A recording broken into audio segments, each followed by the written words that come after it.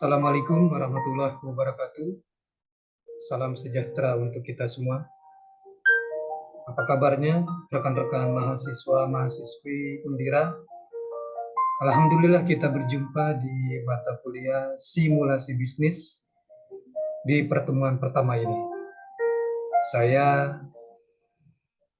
bahagia sekali berjumpa dengan rekan-rekan semua, teman-teman semua di mata kuliah ini. Ya, rekan-rekan semuanya, sebelum kita lebih jauh mempelajari dan diskusi mengenai mata kuliah simulasi bisnis ini, alangkah baiknya kita berdoa agar perjalanan proses belajar mengajar kita berjalan dengan lancar. Berdoa menurut keyakinan dan kepercayaan masing-masing.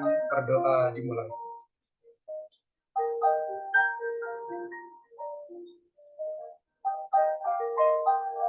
Selesai.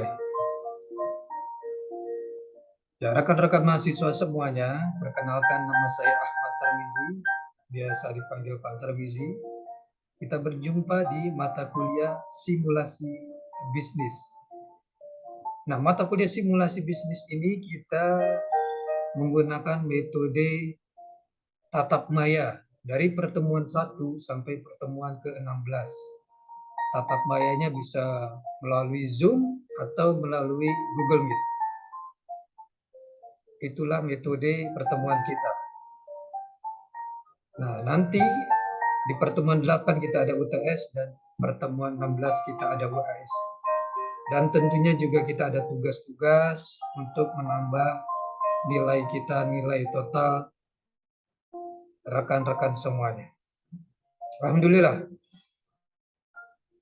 Di pertemuan pertama ini saya akan sharing mengenai materi.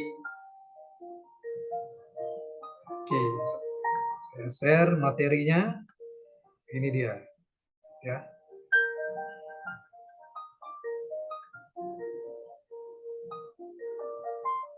Oke.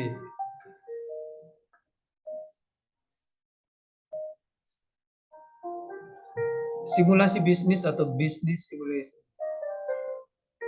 Tema yang pertama, pemilihan usaha dalam kajian bisnis plan atau marketing plan. Outline dari mata kuliah ini pendahuluan, modus memulai usaha baru, starting, buying, franchising, business plan atau feasibility study, format business plan, dan penutup.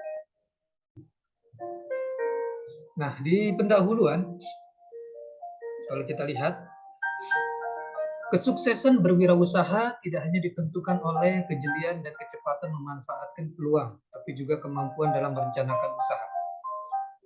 Gunanya agar bisnis yang dijalankan bisa memetik profit atau keuntungan dan beroperasi dalam jangka panjang dengan skala usaha yang memadai. Nah, perencanaan dapat dimulai dari menetapkan modus untuk memulai sebuah usaha atau bisnis. Selanjutnya dituangkan ke dalam bentuk tertulis melalui bisnis plan yang merupakan dokumen bisnis perusahaan. Yang kedua, modus memulai usaha baru, yaitu melalui pendirian usaha yang benar-benar baru, starting. Membentuk dan mendirikan sendiri usaha baru yang direncanakan mulai dari proses, ide atau gagasan usaha sendiri, menggunakan modal, organisasi, dan manajemen yang dirancang sendiri. Bentuknya, yang pertama ada sole proprietorship atau pemilikan perseorangan. Yang kedua ada partnership, persekutuan. Yang ketiga ada corporation, perusahaan berbadan hukum. Yang kedua, membeli usaha yang telah terlebih dahulu berdiri atau buy. Nah, ini membeli usaha milik orang lain yang telah terlebih dahulu ada dan telah didirikan, dirintis, dikelola, dan diorganize ya terlebih dahulu oleh pendirinya. Yang ketiga, kerjasama manajemen atau franchising, ya, kerjasama manajemen antara wirausahaan sebagai franchisee ya dengan perusahaan besar yang bertindak sebagai franchisor dalam mengadakan persetujuan jual beli hak monopoli untuk menyelenggarakan usaha waralaba. Yang ketiga, starting.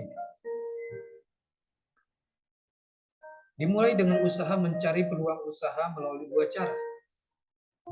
Yang pertama, ada idea generation, pencarian peluang usaha dengan dasar ide atau gagasan usaha melalui adanya yang pertama kompetensi teknik, yang kedua kompetensi pasar, yang ketiga kompetensi finansial, yang keempat kompetensi hubungan.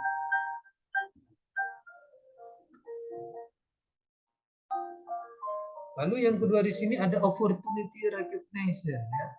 Dalam hal ini ide bisnis berasal dari adanya pengenalan akan adanya kesempatan berusaha dari seseorang wirausaha. Bisa berasal dari adanya perubahan pola hidup, lifestyle masyarakat, adanya tren serta perubahan pola psikologi konsumen. Contohnya, kecenderungan orang hidup sehat tanpa terkontaminasi zat kimia dengan sendirinya akan membuat potensi bisnis makanan organik maupun bisnis obat herbal semakin terbuka lebar. Yang kedua, meningkatnya jumlah kendaraan bermotor, dan dua, membuat wirausaha mengidentifikasi kesempatan berusaha dalam bidang yang berdekatan dengan sepeda motor. Contohnya ya, aksesoris motor, jasa bengkel, pencucian, leasing, dan lain sebagainya. Yang diperhatikan, pertama, bidang dan jenis usaha yang akan dimasuki. Yang kedua, bentuk usaha dan kepemilikan usaha. Yang ketiga, tempat usaha. Yang keempat, organisasi usaha. Yang kelima, jaminan usaha ya, yang mungkin diperoleh. Dan keenam, lingkungan usaha. Selanjutnya, yang keempat di sini ada sistem buying. Alasan pentingnya yaitu risiko lebih rendah. Yang kedua, lebih mudah mengelola. Ketiga, telah ada sistem dan mekanisme operasi. Yang keempat, memiliki peluang lebih baik untuk berkembang. Lalu, apa masalah-masalah yang timbul? Ada dua masalahnya, masalah eksternal dan masalah internal.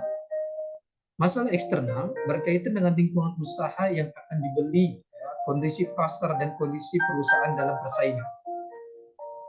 Yang kedua, masalah internal, masalah yang ada dan berkembang di dalam usaha yang akan dibeli, seperti masalah image, reputasi, masalah konflik karyawan, masalah manajemen, masalah lokasi, masa depan usaha, masalah kepemilikan baru usaha tersebut, dan lain sebagainya. Yang perlu dipertimbangkan, pertama, pengalaman yang dimiliki untuk mengoperasikan usaha tersebut. Yang kedua, mengapa usaha tersebut berhasil bertahan tetapi berada dalam kondisi kritis sehingga akan dijual. Yang ketiga, di mana lokasi usaha yang akan dijual tersebut. Dan keempat, berapa harga yang rasional untuk membeli usaha tersebut dengan kondisi yang ada saat ini. Apalagi di era pandemi saat ini ya.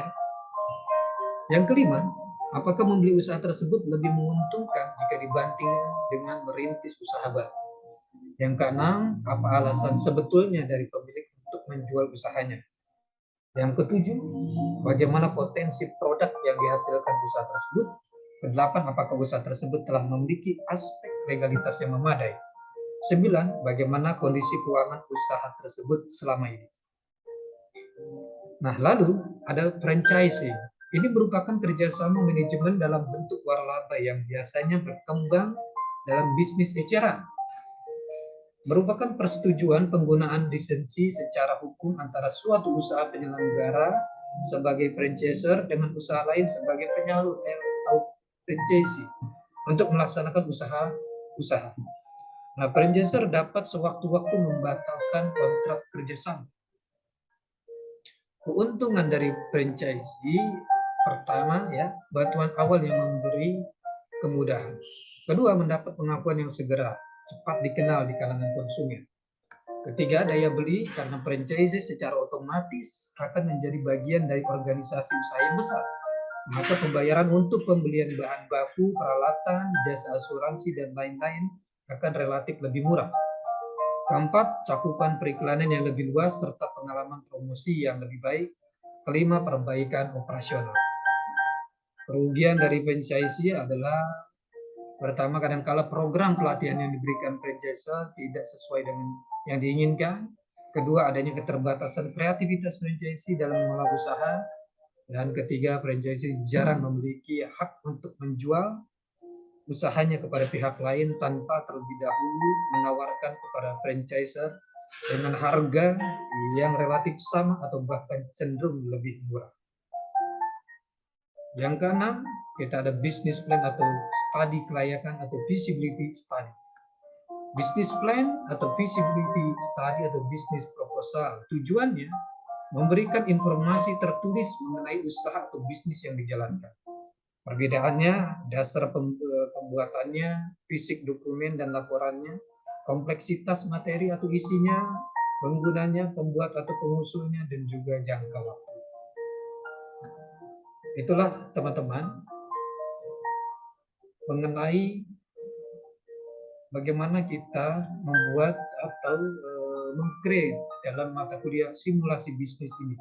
Jadi kita tahu marketing plan di awal dan juga studi kelayakan bisnis sehingga bisnis ini layak dijalankan atau tidak. Karena di era pandemi ini tentunya banyak organisasi yang berguguran. Tentunya kita sebagai entrepreneur inginnya kita menjalankan bisnis, ya, usaha yang menguntungkan, yang mendapatkan profit. Inilah yang kita inginkan. Semua organisasi,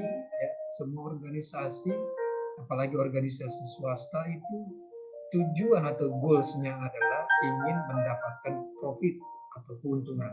Dengan profit tersebut, dengan laba tersebut, maka perusahaan akan sustainable, akan terus bertumbuh dan akan terus bertumbuh dalam jangka waktu lama, sehingga bisa memberikan kesejahteraan bagi para karyawannya.